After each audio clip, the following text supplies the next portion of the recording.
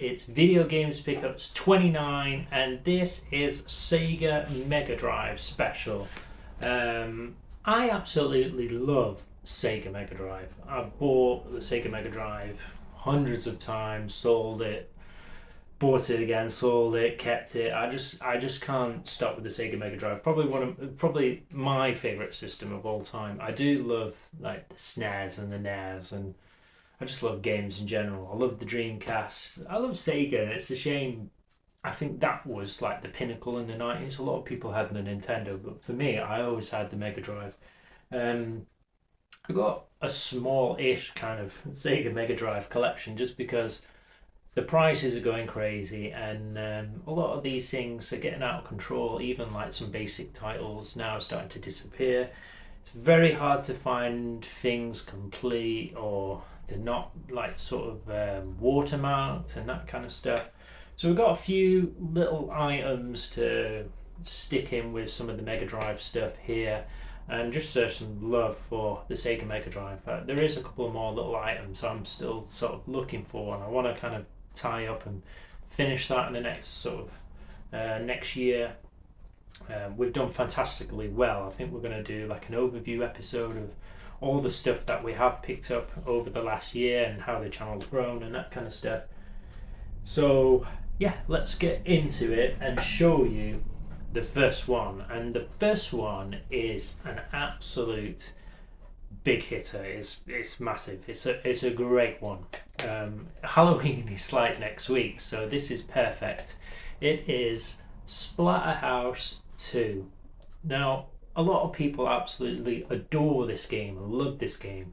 I never really have too much feeling or emotion to it. I never really played it too much, but people absolutely love this one.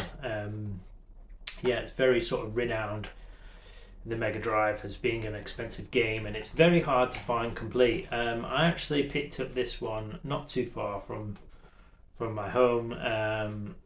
Got a very sort of decent price that was a bit lower than what it normally is. Some of these things go for like £100. The reason I sort of picked up this, I've been researching kind of, from my other videos with the Blockbuster and that kind of stuff.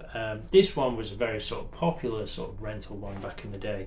It's complete. You've got the manual, got the original front cover. You even got like the little rental sticker that's kind of faded here at the front. Doesn't kind of sit well in this box. Again, I kind of need to have a look at some of these old cases, replace some of the cases and that kind of stuff. But let me just get this one out. And even more sort of a rarity. I like something a bit sort of rare, a bit unusual, just like that last episode with the Capcom versus SNK promo for the Dreamcast. This one's an unusual one for the Sega Mega Drive. It's Splathouse 2, but it's complete. But we've also got the little Blockbuster sticker on there. We got the rental on there as well. This was a very popular. Actually, looking on one of the groups for the Mega Drive collectors and that kind of stuff, and a lot of people said, "Oh, they picked this up when they was a kid, and it scared the living daylights out of them." And a lot of people have fond memories of getting this Splathouse 2 from Blockbuster back in the day. So yeah, a bit of a rare one that you don't kind of see. Yeah, that's a good one. It's a great sort of like. I don't really love sort of Splatterhouse. I love like Streets of Rage and Outrun and Road Rash and a few other games I've talked about before. But just to add into theirs, like, something rare and unusual, you're never going to see. You're never going to find that. It's hard enough to find it with the manual. A rental copy, wow, absolutely blown away. So a great little investment, sort of little piece there. To hold on to for the future. So you don't see those often. One I've been wanting for an age. I love Bomberman. I love the recent Bomberman R2 on PlayStation 5 and playing online. This is Bomberman for the Mega Drive. Now I originally got this maybe a month or two back, but on closer inspection something felt a bit off about it.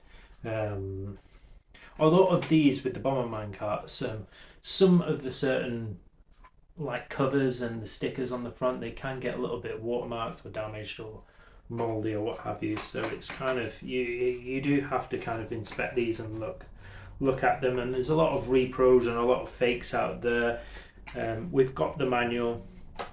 Comes with the big sort of the sort of kangaroo you can ride on the front. Yeah, it's pretty cool. So it's a nice little. I just absolutely adore Bomberman games. This one's kind of heavy on sort of the on the little power ups there as well. So yeah, just absolutely good fun. On the other one, I've got Bomberman, Super Bomberman here for the SNES, which was a pickup a couple of episodes back.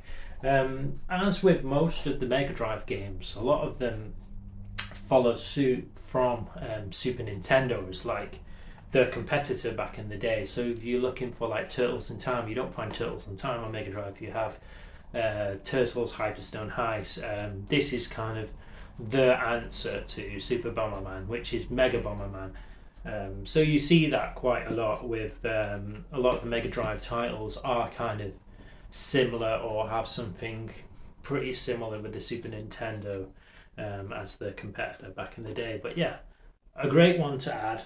It was cheap anyway. So yeah, I've got a couple more sort of cheapies off Vintage just to add into here. And as I spoke about before, I'm just going down the Blockbuster rabbit hole lately. Just something that just kind of unique and cool to add. I've done my signed games, I've done like my rare games before. This is kind of like a new sort of rabbit hole we're going down with. So I've got two more sort of rental copies for the Mega Drive. You've got side pocket here. Side pocket. Snooker games, I love a couple of little snooker games now and again. It's not got the manual on this, but I'll have to have a look for it. Again, this one, the cart's a bit battered, but we do have the Blockbuster sticker on that one. So yeah, something a bit different there, side pocket. I kind of like the old aesthetic of the Mega Drive. Then we've got a Lemmings rental copy. Now I do need to maybe clean this off. This front sticker here, I might just clean that up just because it's getting a bit tatty or whatever. But they usually would have like the price sticker on there, like $2.99 or whatever the rental was. This one says price $7.99 back in the 14th of May 1995. Lemmings was an absolute classic. I think we used to have this on the Commodore 64 and the Atari back in the day. Great sort of action puzzle.